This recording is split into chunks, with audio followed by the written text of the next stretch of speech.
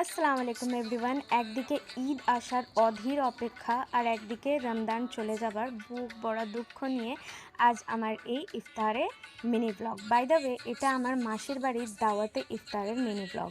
আর প্রতি বছরই আমরা মাসির বাড়িতে একটা গেট টুগেদার করি ফর দাওয়াতে ইফতার। আর ঈদের আগে এই ফ্যামিলি গেট টুগেদারটা আমাদের কাছে কোনো একটা সেলিব্রেশনের থেকে কম না। আমরা এখানে একদম সকাল থেকে চলে আসি আর তারপর সবাই মিলে ইফতারের প্রিপারেশন করি। আর এবছর আমরা ইফতারটা ছাদে সেলিব্রেট করবো ভেবেছিলাম। আর এটা দেখছো আমার ইঞ্চু পুচি আর রিজাকে তো তোমরা সবাই চেনো। ছাদের মধ্যে অ্যাম্বিয়েন্সটা বেশ ভালো লাগছিল আর অন্যরকম লাগছিল।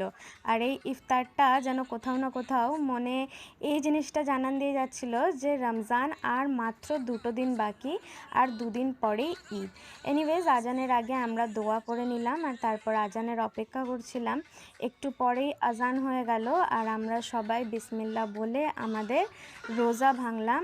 আর সবথেকে দারুণ ব্যাপার হচ্ছে আজ আমার এই 8 বছরের পুচকে ছেলেটাও রোজা ছিল।